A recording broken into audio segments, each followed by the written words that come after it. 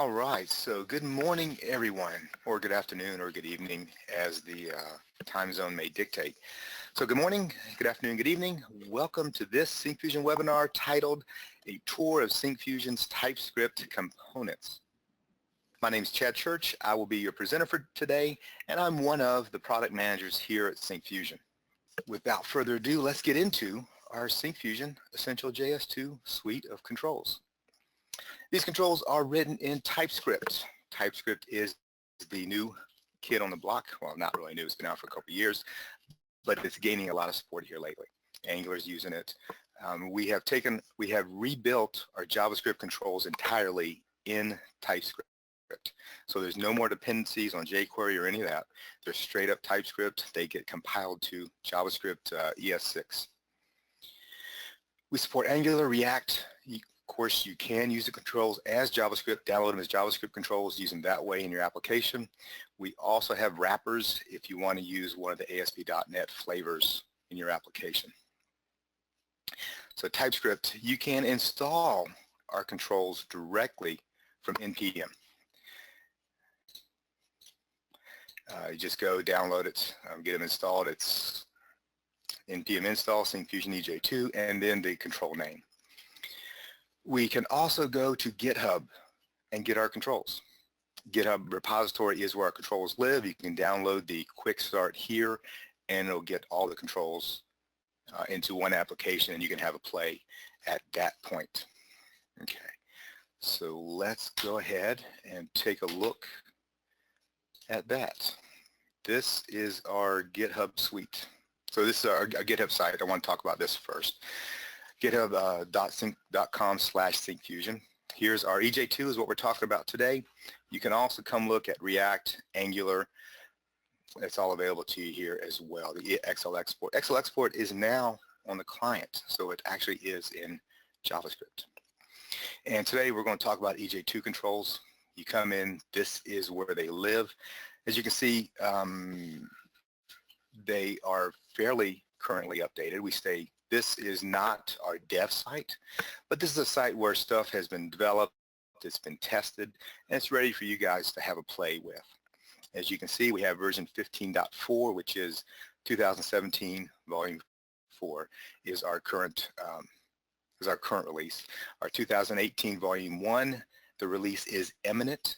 We are in the last throes of testing our volume 1 controls. The release will be later this week, and all of you will get an email with a huge announcement that the TypeScript controls are ready for you to come and play with. Okay. And these are the controls. So a couple of things. We want our TypeScript controls to be a complete implementation of what we have in JavaScript. So at the end of the day, or at the end of the year, maybe December, March timeframe, maybe even November, we're going to have probably about 100 of these controls. We took our JS1 controls, rebuilt them, making them better, stronger, faster. We have the technology, and that's what we did. So these controls are going to be here. As I go through the sample browser today, I'm going to focus on the new stuff, the cool stuff, for our 2018 Volume 1 release. A couple of the focuses on our development cycle here is size and performance. We want to make the controls as small as possible, the script files as small as possible, and as fast as possible. And isn't that all development, you say? Well, yes, it is. And we did that as well. Our controls are all going to be modular, and I'll show you that a little bit as I walk through the code, what I mean by modular. All of our controls support globalization, and they are accessibility compliant. Our documentation, so if we go back to GitHub, come here and look at our Ej2 suite we have here. At the bottom of this is our documentation. So come here, look at the documentation, let us know what you think, make sure everything's there. We spent a lot of time in documentation and testing. We want this to be a well-documented suite of controls. That is a major focus and a major push. And if any of you have ever dealt with developers, documentation is always a push. Nobody wants to sit down and write Word documents. So it's a major push for us. Let us know how we're doing. We think we're doing a good job. The proof is in the pudding, so let us know what you think. And here is our suite. So I'm going to talk about a little bit about the controls first. Chart controls here has been updated. Maps is brand new. Map control is now the maps. Map control is not meant to be a replacement for Google Maps. We don't expect to do drive-by directions on our maps. I'll show you what that is in a few minutes. Gauges. The grid control is our largest control. We put a ton of time in this. And grids, everybody needs a grid. Everybody has their own set of requirements. And at some point, when you're talking to a user, they're going to say, you know, like Excel does. So we have taken all that into account as we build this grid. Schedules, this is Outlook. I'll show you that. Calendar is just a tiny little thing just to show a month with some information around it. A variety of editors. You're going to need this as your users are interacting with your application, making changes, not making changes, making filtering, sorting, whatever it is. They're going to need some editors. We have a collection here. The layout, this is how are you going to manage the real estate of the screen. A variety of layout controls here, including the card. The card is new. It's cool. I'll touch on that. Then navigation. How are they going to move around your application? Just a bunch of links, or do you want some cool stuff that slides out and looks pretty and all that? That's your navigation. These are the current control set. Well, these are the control sets as of 2018 Volume 1. So later this week, this is exactly what you'll see in our sample browser. The chart control, let's take a look at it. This is a line chart, fairly simple. Nothing new here, nothing cool. Well, it's very cool, but nothing new here. We've all seen line charts. Cool thing is this is componentized or modularized. So the chart here, and this, what I'm going to say, applies as a rule across all of our controls. The chart here is pretty much a container. So it's just going to, it knows what a chart is, but doesn't know the specifics of a chart. So you're going to import the chart, and then you'll import whatever series you want. Is it a line? Is it a bar? Is it a column? You'll import your series, and then maybe a date time. If you want the chart to know about a legend, you import a legend. If you want the chart to know about tooltips, then you add tooltips, or you add events, or you add theming to it. Or theming kind of comes, but you add all that. And this is how, then once you've imported these into the page, then you'll inject them into the chart. So now the chart knows, oh, I can draw a line series. And then once you do that, then voila, you have a line series on the screen. You may want to do the same thing with the spline, just to kind of show you this is a spline. This spline has annotations on it. So if we come look, we have imported annotations, and then we've injected the annotations into my chart. And once they're injected, then the chart object now knows what an annotation collection is, and you can define your annotations as you see fit. That's the idea of modularization. You only show as much of the component as you need for that particular render of the page. So cool things with this, we have a line zone. Line zone is neat. It lets a line change colors as it crosses particular zones on the y-axis. So here we have our zones look like they're about 450 and 500. So let's take a look at the source real quick. And here, this is just a chart annotation. So that's a multicolor line series. But we come through here in the series, we have the idea of a segment. So we have some cutoff values, 450 and 500, and everything above that is blue. So this is how you can make the line. This is all it takes to make your line change colors as it crosses a particular region on the y-axis. We have a tooltip enabled for this as well, so the tooltip is going to follow the mouse down the line. And this is customizable. So the tooltip can be a template customized. Now you can also change the line on a segment basis, so point to point to point to point. You can make the line be different colors. So here is a segment. So this point to this point, that's a segment. You can let that be a color. You can let that color go across multiple segments. And this is just one line with a bunch of colors to it. Spline Area is just this. It's a cool spline chart. And spline chart is my favorite. I like the curvy, wavy. It's kind of an ocean-y thing, I guess. Makes me relaxed. But there it is. It's a spline with the area underneath it. The area zone is a bit like the line zone. So as you're going down the area, you're going to change colors at, in this case, May and September. And for this particular chart, there's only 3 seasons in a year. Okay, news to me. Bar charts, column charts, you can round the corner. So there's a radius value, and you can define the actual roundness of this corner. And let's take a look at how that's actually put together. Down here in the series, I actually have a corner radius idea. So corner radius, then you get some definition of what that actual radius value is.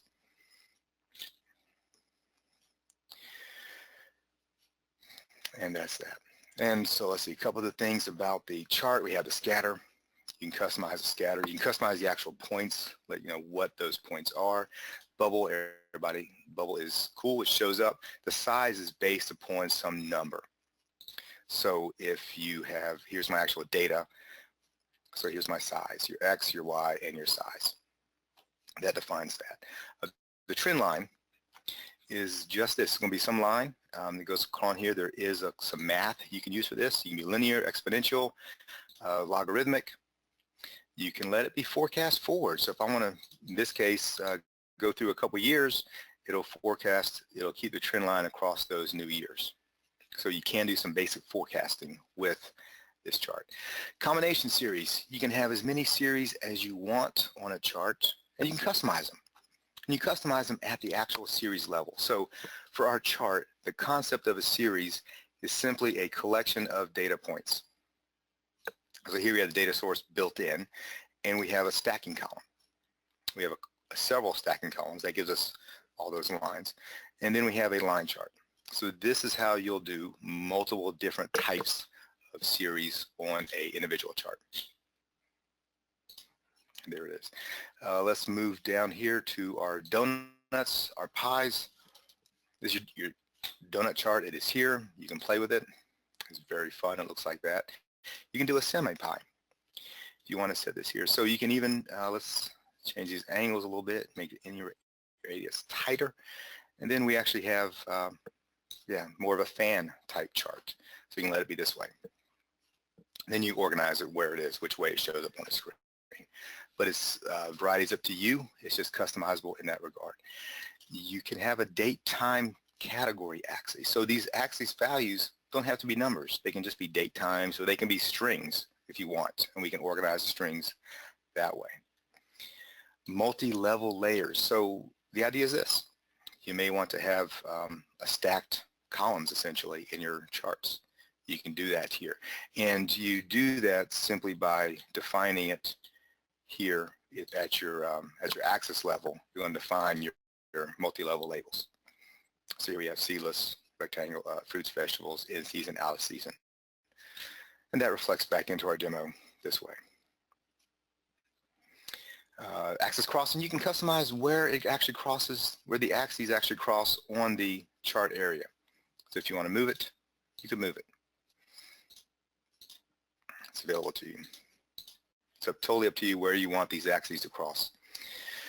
Sorting, we support sorting. You sort the data set and have it refresh the chart. Exporting, you can export this directly to an image or even to a PDF file. And it's going to be exported at the client. So that was super quick, this exporting. And actually, here's the PDF. So it's super quick, and it's right there on the screen. And actually, this is actually done here at the chart. So we're actually adding an export type. We're importing that. And then the chart on the events, the chart simply does an export. So it's all here at the client level. And that's it's a very cool thing. It avoids a round trip back to the server. And it actually negates the need of a .NET server. Now maps. Maps is one of our newer controls. It is this guy here. There's shape files. You can multi-shape files. You can put markers across these shapes, and these markers can be whatever you want them to be. You can change your projection. These are the basic types of map projections that we have integrated. If you have something different, let us know. We'll look into putting that in. We support multi-layers, so you can have multi-layers on your map. Maybe you want countries and counties, for example. And if you look at these markers here, these markers are actually animated. You can do that as well, animate your markers. We support drill down, zooming, panning. That's all available to you here. So if I click on North America, I get into North America. We can have heat maps if you need to show a legend and some values. The colors are going to be based upon whatever's in this legend. You can do that. you can put a pie chart across these maps. So here's a pie chart on it. The pie chart's interactive. So if I click on a section, the section expands and it gives me details. The tooltip shows the details of that section. That's kind of cool. Now again, these are shapes. So you can customize these shapes to suit your needs. In this case, we have, looks like a bus seating. So here's my driver. The driver's up here. And I probably shouldn't be able to select the seat. Well, I can sit behind the driver, I suppose. But you can do something like this with these maps. So if you need to have some sort of a layout on the screen, a graphical representation, for example, a seating chart, you can do this. And then based upon what you selected, you can do whatever you need based upon that. The circular gauge is your speedometer in your car. You can customize it to suit your needs, whether you want it to look like your basic gauge or more business-centric. You can do that. You can take your pointers and let them be images. Here we have 3 pointers and we have some pictures on them. Something you can do with it. You can change your axes. If you want to have multiple axes, for example, you can do this. And here I'm going to move this axis around just so you can see that they're separate. Here's multiple axes this way. That's available to you. Tooltips, you can have live. These can be live. So if the data changes, these are going to change based on whatever the data is. And then your linear gauge, the circular is your speedometer. The linear is your thermometer. And here it is. Maybe you want to show Fahrenheit on both sides. You want to change it, you can change your ranges. This is your gauge control, customizable to suit your needs. Okay. The grid control. Grid control is, again, one of our bigger controls. It does a ton of things, whether you need just to show basic data on the screen, you may want to do grouping, and you can allow your customers to do their own grouping, or you can force grouping upon them. It's totally up to you. It can be done to code behind. This can be done live, just like I'm doing now. It's totally up to you. You can change the direction as well. You can support you can paste to and from a clipboard. Okay. Context menu, of course, we support.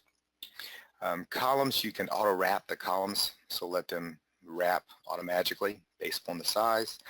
You can let the column be resized. So I can click on this and I can let it be bigger, or I can let it be smaller. And you can also move the columns around if you want to reorder it, let your users move it around this way, whatever it is they want to do. They can also hide columns. So if you don't want to, if you want them to hide a column, you can do that. You can change the row height. Row height is variable, smaller, bigger. It's totally up to you. Multi-sorting. Now, if I have multiple columns here and I want to sort, the control button will add additional columns to the sort. Now, if I change the sort, then it gets reset and it gets added at the end. Okay. Filter menu, like I said, at some point your customers are going to say, like Excel does, and filtering is a big way of that. So for example, if you needed to filter like Excel, you have the ability. You can text filter. Well, this filter here is going to be based upon the actual data type, but you get the ability to look just like this, just like Excel does it. If it's a date, then I get date filters. And that's exactly, you can also clear the filter, you can type in a search, you can do all of that. One of the cool things that's coming out for this is our exporting. So by default, exporting, if I export this to PDF right now, I'm going to get a simple PDF file with just what you saw on the screen. But because this is done at the client, you can also do some advanced exporting. So here I'm going to do the advanced exporting. I'm going to step in the code before I run this. And at this point, I'm adding, we're actually adding the export into the grid. We're injecting Excel export, PDF export. So at this point, I get to come in and define what's going to happen at export. So I'm going to add a header row. Header row is going to say invoice. It's going to span a number of cells, span 5 columns actually. And I'm adding a number of other things. So this grid is going to become an invoice actually. So here's a demo. Here's the actual grid data. See the grid data. It's a fairly simple grid. And if I click Excel export, then let's see how long it takes Excel to load up for me. And I'm going to have an invoice. And here it is. Here's our invoice that I just exported on my client. So invoice spans and all this other stuff, and then I get my data set. And this is a large data set, so it's a huge invoice. Well, and that's not huge, but it's a good size. But all this was done, this was all customized at the client level. So this is available to you with our Volume 1 release. And of course, you can do printing. You can customize your aggregates, so you can customize here. You can put some math at your group headers, and you can put custom math here at the footers as well. Okay. So now the schedule. Schedule is one of our other new controls. This is still in preview. This gives you Outlook type functionality. Whether you want to have just a grid this way, show information. You want to move these, you can, or you can, here you can slide from one page to the next. I'm actually using my finger at this point. You can change your appointments if you need to do recurrence. If you want to show a month, an agenda. So month agenda will look like this. So it'll show a month. Now this looks a lot like our calendar control. I'll show you in a minute. But this is the month view with an agenda below it. So however many items you have on that particular day, this is going to scroll to fit your agenda. You can customize the actual cells in it. So if you have party time or Christmas in, well, it's December, so that's correct. So you have all this. You can find all that. You can change your headers. You can handle events. You have field dedication. You can add additional fields. So the schedule control does expect a certain number of fields, but you can add whatever you like into that. You don't have to just use what we have. As a matter of fact, you get to customize the appointment editor control. This is entirely customized, and we have some custom, actually put some text in here.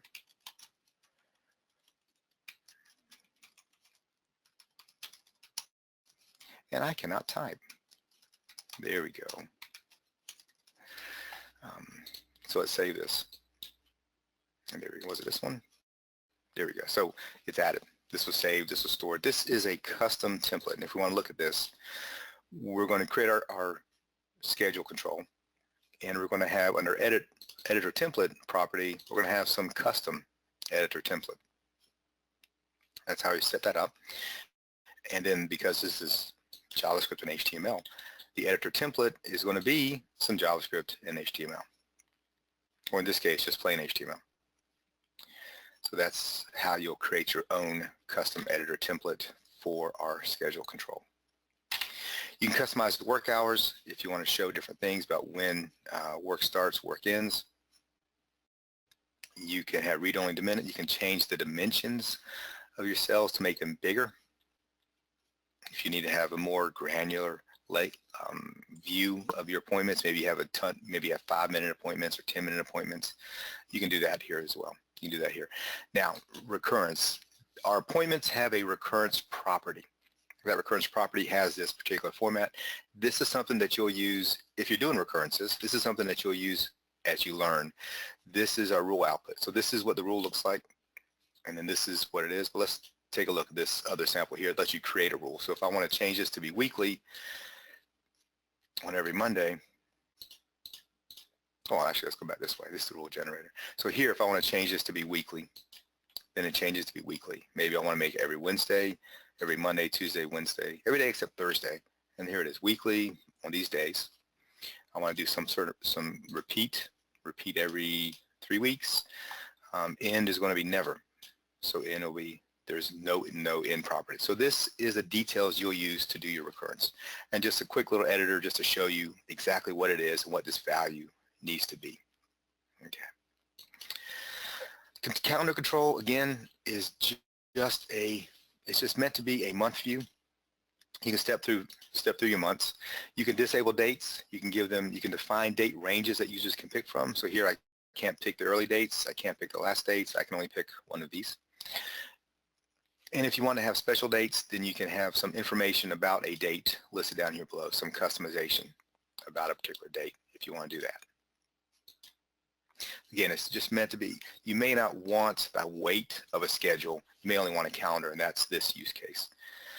Our editor controls, editor, bottom button, date picker. The coolest one here is a multi-select. This is the new one, and the chip customization. This would be my favorite of all the new controls. and I'm going to get rid of all these guys just to show you how it works. It's a drop down, so you get to pick from a list, and as you pick from a list, it shows up here with some particular customization, and that selection has disappeared. So as I add more items, the list gets shorter and shorter and shorter until there's only 2 options left. Okay. You can filter, you can define how many items that they can select. So maybe you only want to let them select 2 items. So now when I open it, if I select 1 and 2, everything else goes gray. So I can only pick 2 items, or 3 items, or 4 items, whatever you have in the limit. And that's a cool thing about the multi-select. The combo box does exactly what you expect a combo box to do. You can have a work here. You can add Cricket. You can also add your own values in here. So if I want to add Bob, Bob is now one of my values. Bob and Martha. So Bob and Martha. So it's a checkbox. It's a combo box. It does exactly what you expect a combo box to do.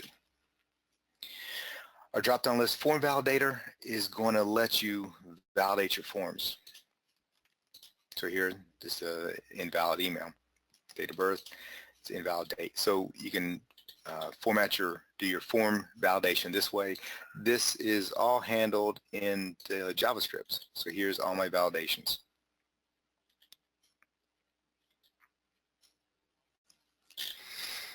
Form validation. You can do HTML5 validations if you wish. And you can let it be pop-up.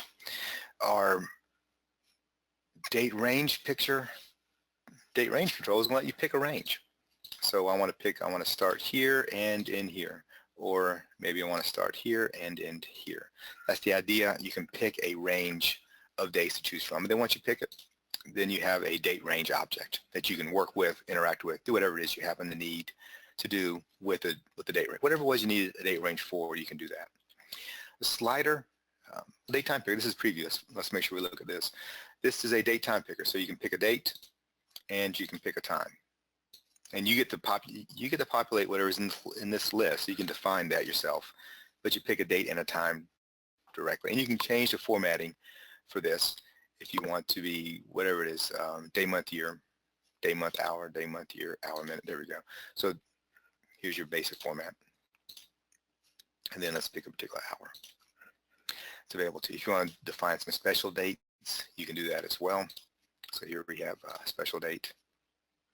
And it's just putting a little dot across it.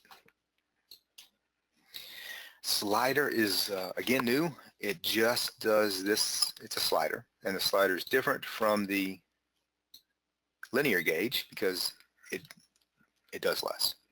It's meant to be a fairly simple control just to do this. Now you can customize what it actually looks like. So here, this particular thumb here is an actual image. So you can put an image here, let your users move this around, and I'll take a look at the source here and look at this. And the image, so here's the image slider. It's an image slider. And the image is going to be defined here in my HTML. Near the bottom is where it was. Here it is. So here's the actual images defined. So it's this way. So you can put whatever picture you want to on top of that slider and let your users move it around and do cool stuff with it. And then the uploader. Uploader, it does exactly what you expect an uploader to do. It's going to upload some, and this is a dump from, I have Microsoft themes, so every time I open the computer I get a brand new theme on my hard drive, and I took a dump from the folder for that. And here it is doing an upload of all of those collection of images I just selected. You can customize this. So you can put a template across this. If you want to actually put a template, let it look your own way. You can preload the files you want to do. You can give an image preview across this. So I wanted to pick these guys again. And my daughter's favorite is the flamingos. That was her favorite. So you get an image preview of what you're actually uploading before you do the upload.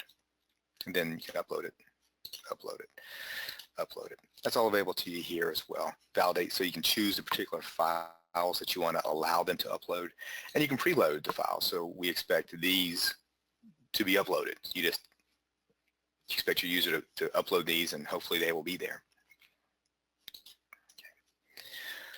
loader. And layout controls, list view, dialog. List view is a list view. Here it is. It's a view of a list. You can have a checklist if you want to put checkboxes in here. You can put templates if you want to customize how the list view looks. You can also do something like this, where it's going to look, it looks just like this. Okay. We have a group template, so you can customize the groups. You know, this is a group, and these all have customization, little images beside them. The dialog is just that. It's going to be pop-up. We do support modal. If you want to make it modal so nothing can happen behind it, it's just modal. You can put Ajax content, put a template on it, let it be whatever you want it to be. Okay. And the tooltip is, it's a tooltip, but here is the card view. This is a card. The cards can be vertical, they can be horizontal. Let's do a flip card. So I'm going to touch it, I'm going to flip it with, I'm going to touch it with my finger, and there we go, it's flipping back and forth. This is kind of cool, actually. And the source for this, it was creating some card flip, and this is it. So this is the TypeScript. It's just it's CSS is what it is. And here's the HTML going through all the flip, how it's going to work. If you want to set up a tile view, you can do that, something like this. And these are all of our Succinctly books, by the way, so please come and download the TypeScript succinctly. Get an idea of how you're going to use TypeScript as you're building your applications. It's about 100 pages, and it's just a quick overview, introduction into what it is. You can read it. It'll get you started on doing some simple things. So I think there's actually some fairly complex things in here as well, but you can let it be here, let it be a link. In this case, it comes right to it. This is also available in our books. So if you want to pull this out, in Android or iOS, you can download that application from the App Store, and you can have a list of these books, download and watch, read them on your device. Navigation, the sidebar here. Sidebar is it's a neat little control. It's going to open like this. The sidebar is going to show up over here. I think this one's going to show up on the left. So it's your hamburger control here. And as I click on it, it slides out. And that's what it does. It's a cool little control. If you want to put it on the right, you can put it on the right. And I can toggle it out this way as well. So it can be event-driven. I mean, it can be programmatically driven or actual event-driven. And probably the most common thing of seeing this is with a list control. So here's your menu. Again, it's the classic hamburger control here. You slide it out, you get a list of things, and you get to see what it is. That is the slide bar. View controls. We have the tab and the toolbar are also available. Let's look at the tab control. Tab control is this guy here, and you can let it be responsive. So as it shrinks, it's going to flow this way. Okay, you can let it be scrollable, or you can let it be pop-up. So as it shrinks, it's going to pop up. Okay.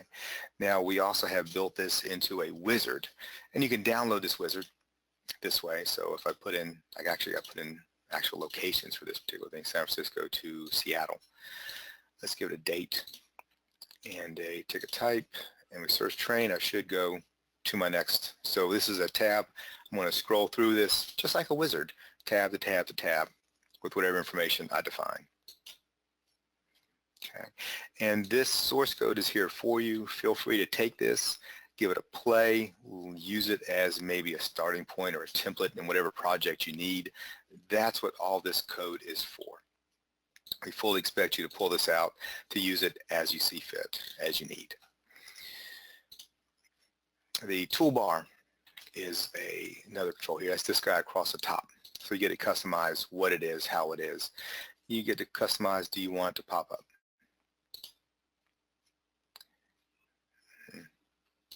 So it's going to pop up like this and give you the additional controls if you need it. And that's what it is. Change your alignment. If you need to go, if you need to see anything in particular, you can change that. Okay. And we do support right to left. So you can do right to left if you want it to be. So it does like this. Context menu is just that. It's going to be the context menu. It's going to be context sensitive, whatever it is you need to be. It is there for you, context menu. And the accordion. Accordion is something very common. It's a simple, easy way to group your controls, group your information in a nice, readable format. We do support, Ajax content, so this content is generated live. As I click here, it's going to go get the data and show it up. You can put icons across it, so you want to put little pictures here. If you need it to do right to left, we support right to left with it. That's available to you. Now, all of these controls, card, schedule, calendar, any of these guys, you can come and you can click on these, and all of these controls are available here to you to play with in Plunker. So if you click on Plunker, it's going to bring you up the page, and from here you can play around, goof with it, see what you need it to do. It's available to you. Again, we expect you to take this source code, copy it, paste with pride. Feel free, and that's the idea, get you used to using our controls. And that is a quick overview of all of our controls in our TypeScript library. And at this point, I'm going to go ahead and I'm going to come back and talk about Syncfusion, if that's okay. So let's take a look here. Syncfusion delivers an extensive range of over 800 controls to web, mobile, and desktop platforms. We also empower businesses to get the most out of their data with our enterprise solutions, with our dashboard and our big data platform. We have been in business for over 15 years. I think 17 is the actual number right now. We started back in 2001, and our first control was our Windows Forms grid control and some associated editors with that for .NET. That was our first control that we were released. And now we have over 12,000 customers, including most large financial institutions, Fortune 100 companies, global IT consultants. We have more than 1 million users from over 125 countries, and they all trust Syncfusion for their development process. So we have a couple things here. We have our community license. For community license, we kept the same idea as Visual Studio. Visual Studio has a community license, community edition that you can get downloaded. I think it's less than 5 developers and less than $1 million revenue for your company, and you can get our community license. Our community license is all of our controls for free. Just download them, start using them. Hopefully your business will be very successful. You'll break the $1 million threshold and go way beyond, and then come and purchase a license from us. If you're a hobbyist, the community license is for you. Download our controls, have a play, build whatever little thing it is you want to build, and go from there. Then we have a flat license. So our annual pricing starts at $4,000 for our flat license. So I'm going to say thank you all very much for coming. I sure do appreciate the feedback.